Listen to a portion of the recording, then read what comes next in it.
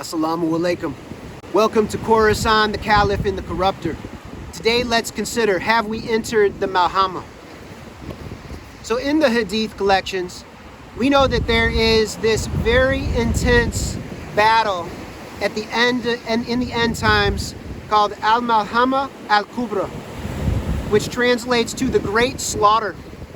Now, of course, when you look at most eschatology videos, most Islamic eschatology videos and books, they present the Malhama in a similar way to the Christian understanding of the Battle of Armageddon at Megiddo Valley in the Middle East. And so the Malhama, is often depicted as taking place somewhere in the Middle East at the end of time, a vast, massive conflict. We're not going to be considering all of those details today, but let's just consider a different way of let's consider a different way of reading the Malhama. So it is the Great Slaughter.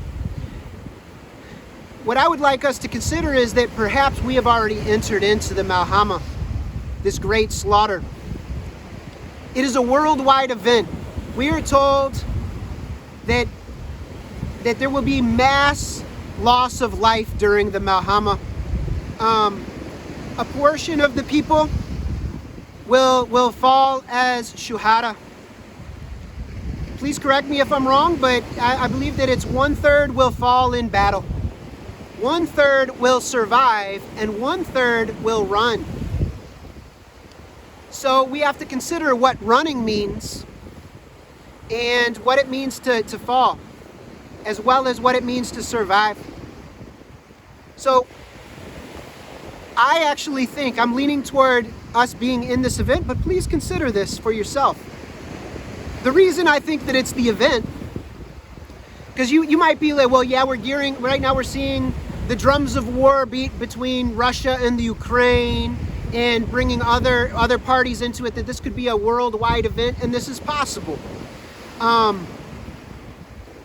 I have a friend who also believes that this could be related to the upcoming war for the Mountain of Gold, which is very much a possibility. I lean toward we're in the event because it's the Great Slaughter, which is a perfect name for a genocide event. Genocide, side meaning the killing and the murder, and geno meaning a genus or a species. It's a species-wide murder or a murder attempt. And that doesn't mean that everybody is going to be wiped out. And consider, what are the means of murder? Now, of course, we've got the obvious suspect, which many of you are automatically going to consider if you give it some thought, the magic potion. But there's another dimension to it related to radiation and birds falling out of the sky. Now, in the Hadith, it talks about that during the battle, a bird will not be able to fly the length of the battlefield before it falls to the ground dead. Well, consider this. No bird can fly the length of the world. There are migratory birds that can fly all over the world, but they can't fly the full length of the world. It's impossible.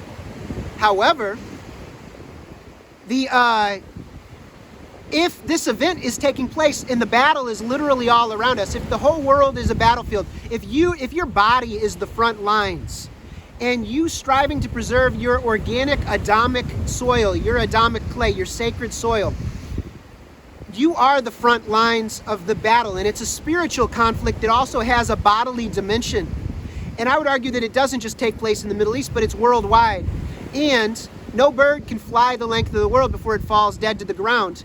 And it also has a literal dimension because with various radiations, it's preventing birds from being able to travel the full earth without falling to the ground dead. Many are dying right now. Many species in the sea and in the sky are dying. So it's not just a genocide event of humans, potentially, but of ecosystems. It's an ecocidal event. Ecosystemic killing event, perhaps. So just consider this, give it some thought, but I would say consider that the Great Malhama is the Great Slaughter, and that this is a genocide event. It's worldwide now. It's across the entire world, and that it is not a traditional battle, that this is a spiritual battle with physical dimensions, and wherever you are is where you are facing the forces of the shayateen, the forces of the liar, of the corrupter.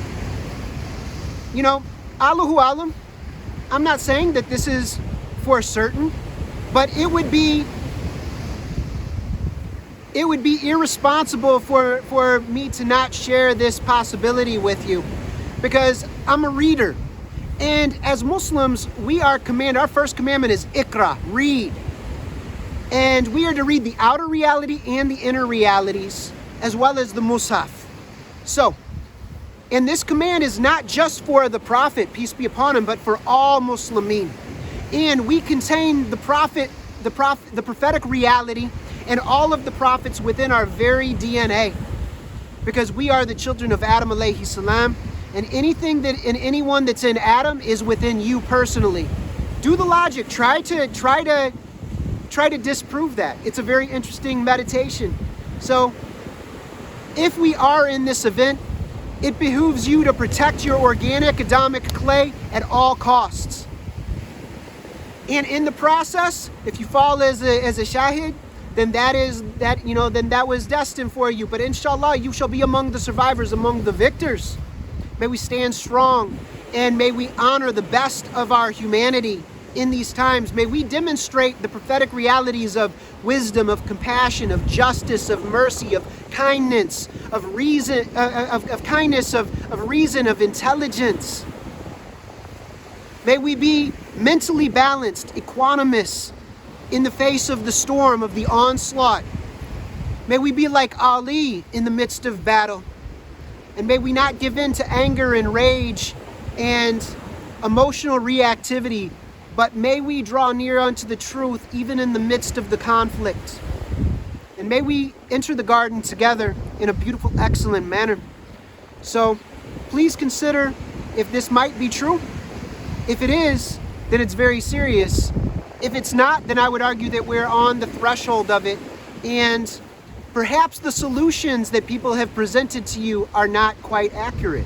Perhaps there's more. But no matter what, it always comes down to Tawbah and Tazkiyah. Have you made holistic Tawbah? Have you made holistic Tazkiyah of body, of mind, of heart? Please consider this. We will discuss this in the very near future, because this relates to a holistic hijrah process. Until next time, assalamu alaikum wa rahmatullahi wa barakatuhu.